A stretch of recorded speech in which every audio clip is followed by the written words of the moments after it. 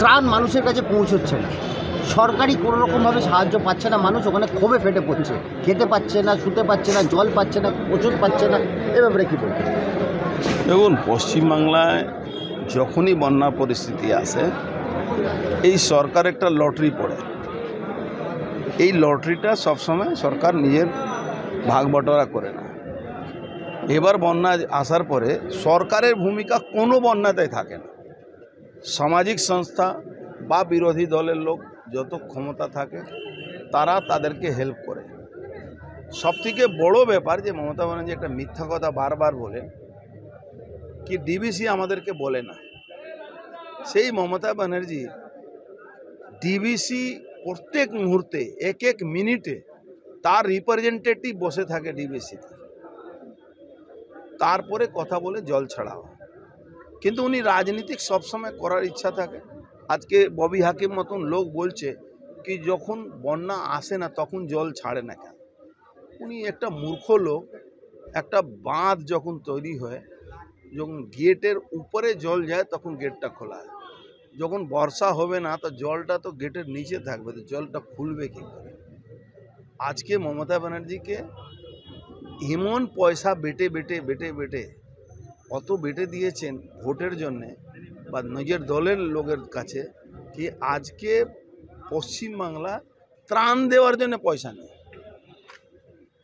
এখানে ওই একটা হিন্দি বই ছিল না কি আমি কি পাচ্ছি, সরকারের কাছে কি আছে সেটা দেখার ব্যাপার নেই। একটা হিন্দি বই বেরিয়েছিল অনিল কাপুরের। তো ওই অবস্থা পশ্চিমবাংলার হয়ে গেছে। এদের কাছে কিচ্ছু নেই, এরা যা আছে সব চুরি করা ধান্দা। আজকে হসপিটালে স্বাস্থ্য বিভাগে যেভাবে চুরি করেছে, প্রত্যেকটা বিভাগে ডিএমকে বলা থাকে অত টাকা মাসে পাঠিয়ে দিতে হবে, ডিপার্টমেন্টাল মিনিস্টারকে বলা থাকে অত টাকা তোমাকে দিতে হবে। এই টাকাগুলো নিজস্ব যাচ্ছে। তাহলে এখন সাহায্য করার জন্যে তাদের কাছে পয়সা নেই। একটা দুদিন মধ্যে আপনি দেখবেন আসবে দিল্লি আমাদের টাকা দিচ্ছেন। দিল্লি নিশ্চয়ই সার্ভে করে যা দিল্লির কাজ আছে ওখানে কোনো ওই মুখ দেখে কাউকে টাকা দেওয়া হয় না, যেটা দরকার হবে সে টাকা আসবে। মুখ্যমন্ত্রী কি করে বলেন যে অভয়া কাণ্ডের যে আন্দোলন চলছে সেটাকে ছেড়ে পুজোয় মেতে ওঠে? দেখুন, মুখ্যমন্ত্রী নিজে ইনভলভ আছেন এই কেসে।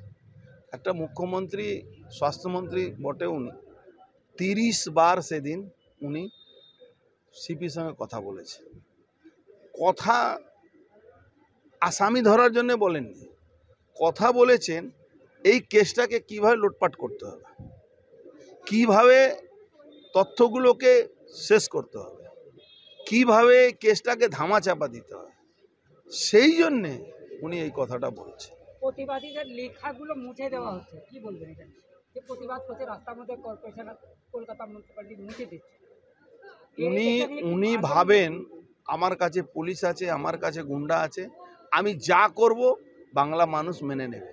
কিন্তু বাংলার বিশেষ করে বাঙালি যারা ভাষাভাষী জনমানস আছেন, যারা মেয়েরা ছেলেরা বয়স্ক মানুষ senior citizen doctor engineer professor যে সমাজের আর্টিস্ট যেভাবে মাঠে নেমে প্রতিবাদ করছেন, ওনার ভয় হয়ে গেছে।